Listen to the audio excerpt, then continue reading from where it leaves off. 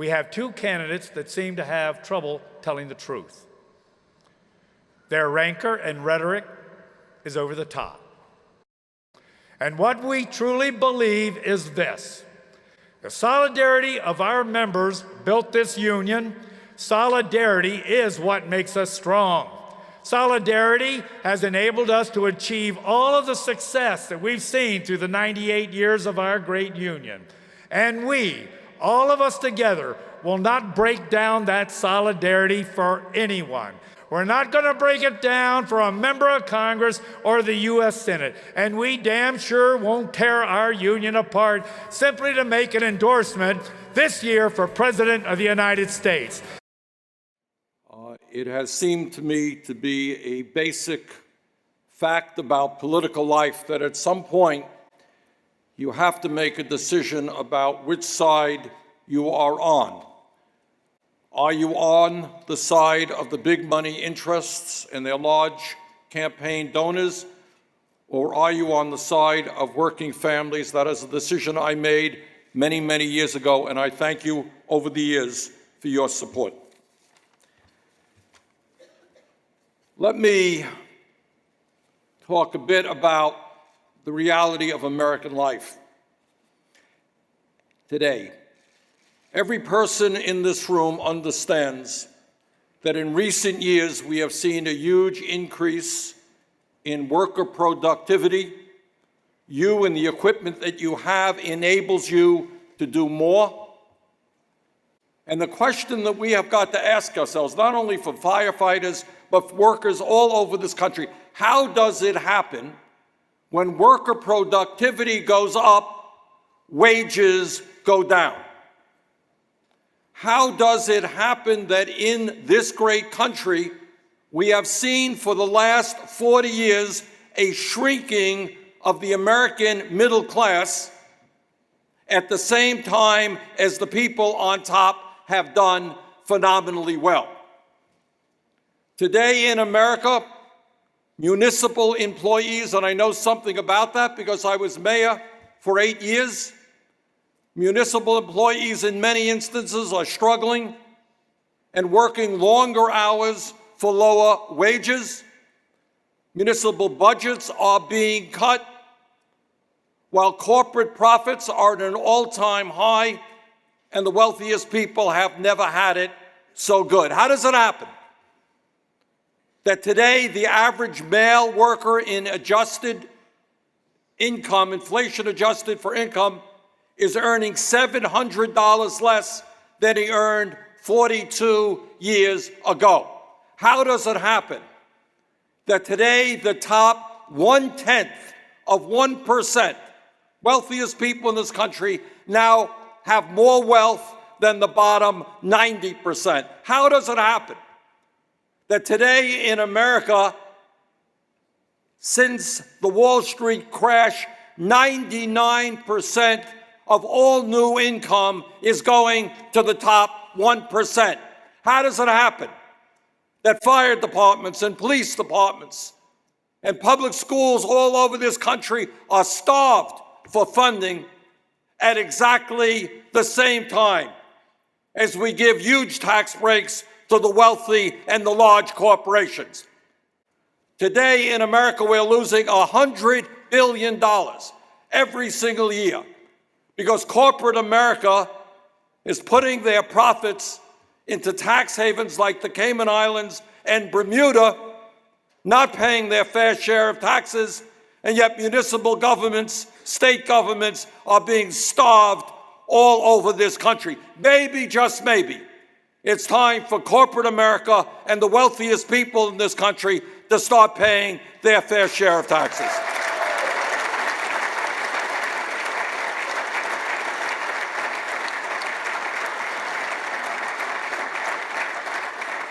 The issue that we have got to deal with is whether we are one America in which working class families are able to earn decent livings, able to have decent health care, able to send their kids to college, able to live with dignity, or whether or not we are going to move into an oligarchic form of society where a handful of billionaires have enormous wealth and enormous power, while everybody else sees a decline in their standard of living. Now, I know you've been visiting Capitol Hill. So let me tell you what's going on in the United States Congress today. Abraham Lincoln, in his great Gettysburg Address, talked about a government of the people, by the people, and for the people. That's what American democracy is supposed to be about. But tragically, in recent years, especially as a result of this disastrous Citizens United Supreme Court decision, the billionaire class, people who have more money than you could imagine, are now spending hundreds and hundreds of millions of dollars to buy and sell candidates. That's what's going on.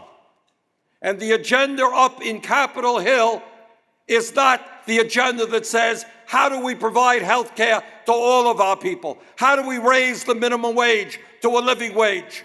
How do we make sure that city and state governments have the resources that they need to make sure that their people get the protection and the help that they need? When you talk about priorities in America, just take a deep breath. I know you're in this every single day, but step back and ask yourselves, if you talk about priorities in America, what priorities are higher, more important than public safety, than making sure that we have the fire departments and the ambulance services and the EMT people to keep us healthy, to protect our property, to protect our rights? What priority is higher than that? And yet what we are doing now is starving state governments, starving local governments, because the priorities up on the Hill are not for working people. They are tax breaks for millionaires and billionaires. They are unfettered free trade agreements which enable corporations to shut down in America and move to China. They are agreements which make it harder for our kids to go to college. So what do? What's the answer? Well, let me tell you what I think. I think that time is now. If we're talking about the survival of the middle class, the time is now to stand together with workers of all stripes to say enough is enough. The United States government has got to start representing the middle class and working families in this country, and not just the billionaires.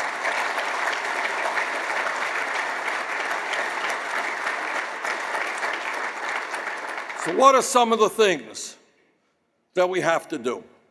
For a start, we have to overturn, through a constitutional amendment, this disastrous Supreme Court that says to the billionaires, this is what it says: you can spend hundreds and hundreds of millions of dollars to buy the candidates you want. And do you know what these people like the Koch brothers believe? Do you know what they believe? I'll tell you what they believe. 1980, one of the brothers, a guy named David Koch, ran for vice president of the United States on the Libertarian Party. And this is his definition of freedom. This is what he believes: ending Social Security, ending Medicare, ending Medicaid, ending federal aid to education.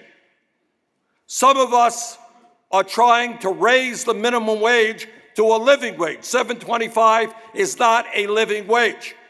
Do you know what their understanding of freedom is? They want to abolish the concept of the minimum wage. If you're in a high unemployment area and somebody can hire you for $4 an hour, that's great. Well, it's not great to me. What we need to do in this country right now is to reverse the attacks on trade unions that are going on all over this country. The trade union movement are precisely the people who built the great middle class of this country. You gave us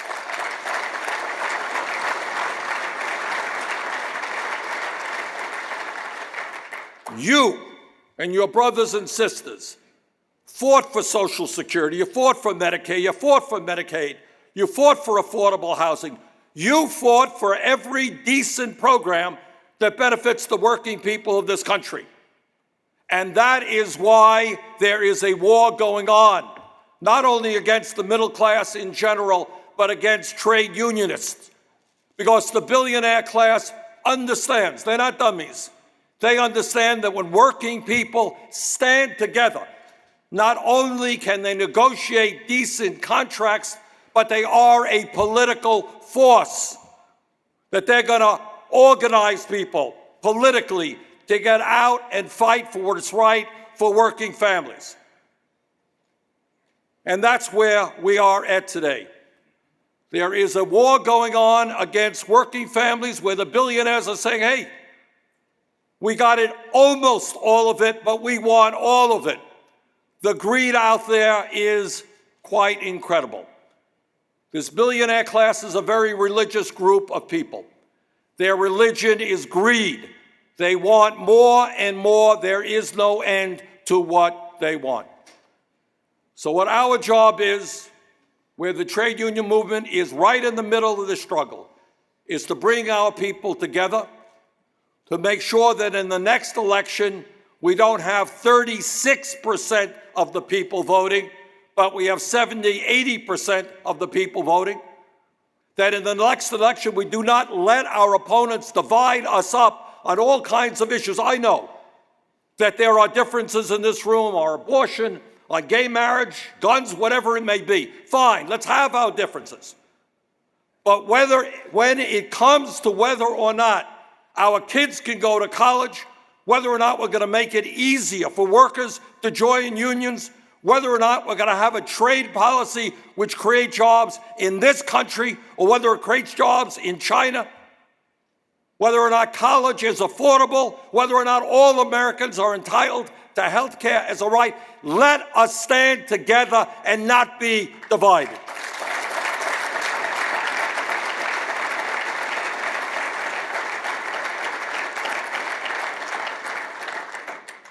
So I conclude by, and again, as a former mayor, I know something about this. I conclude by thanking you for putting your lives on the line every single day to protect the people in your community, to protect their property. There is a reason why firefighters all over this country are widely respected. It's because of your decency, your bravery, and your work ethic.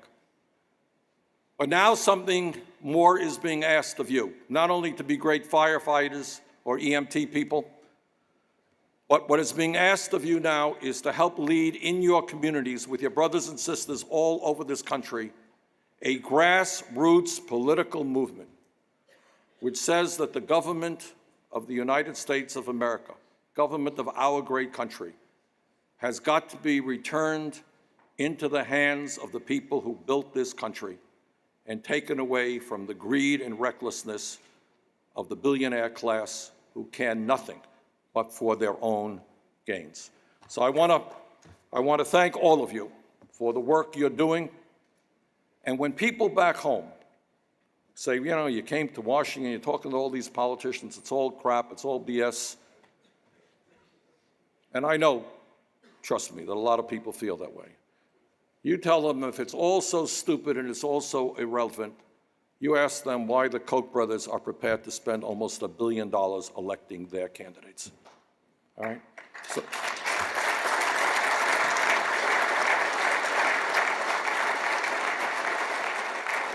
So thank you all very much for what you do. Be safe. Take care. Thank you.